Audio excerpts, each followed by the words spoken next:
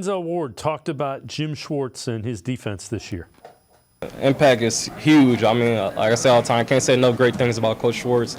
He's done a lot. He helped build the camaraderie on this team and help us grow, changed our defense and to being the number one defense in the NFL. So, I mean, he's a great coach, and he's done a lot for us, done a lot for myself, and what we were able to do this year. So, looking forward to continue to work with him, and he's a great coach. So, Jeff, who do you think took big steps forward on the defensive side of the ball with Jim Schwartz this year? I think a lot of people don't want to listen to this right now.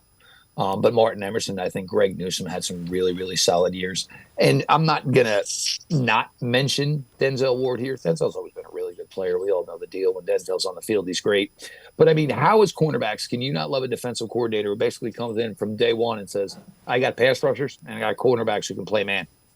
And then about a couple of weeks into the season, tell you defensive backs, I think you guys should celebrate a little bit more. I mean, how is defensive backs hitting to fall in love with a guy like that? And then look, Maurice Hurst, here's a guy that we didn't know much about, but basically they took him and said, look, we're going to find a role for you, and you're going to find some success for the first time, legit success for the first time in your NFL career. You look at a player like Alex Wright going down the last part of this regular season, and you're trying to rest people. Guys are banged up. Ogbo, you don't know if he's going to be in, he's going to be out. And Alex Wright each week getting better and better and better. In the last 4 regular season games, gets you 4 straight sacks. But if you're going to put one name basically on the top of this totem pole, there's no question about it. Jeremiah Owusu-Koramoah. And I got a lot of messages and text messages sent my way Saturday. And obviously, he was the one guy that was consistent, take away, obviously, the long 75-yard touchdown to the tight end Jordan. But he was the one guy on Saturday. And I was like, guys, you don't get it. This has been the case all year. Go back if you want. Go back and look.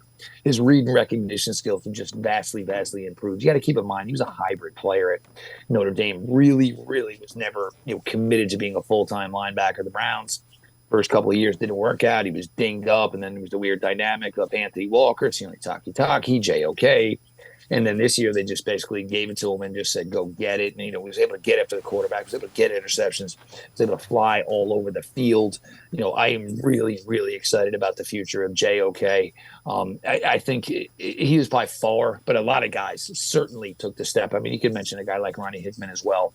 But there's something about playing with a guy like Jim Schwartz that basically just, and Jim Schwartz will probably be the same way in the building with health coach. You guys do offense. That's the easy stuff. And, you guys get to know what you're doing. We've got to anticipate. We've got to react. And it's the harder side of the ball to play. And, once you taste success and, you just crave it more. And for a lot of these guys, finding it, and, the Browns, we used to talk Myles Garrett when we talked about the Cleveland Browns defense. And, you can make friendly wagers with friends if they can name 3 or 4 other starters. This defense is long, it's deep, it's got a lot of talent, and just more guys are going to continue to come in here.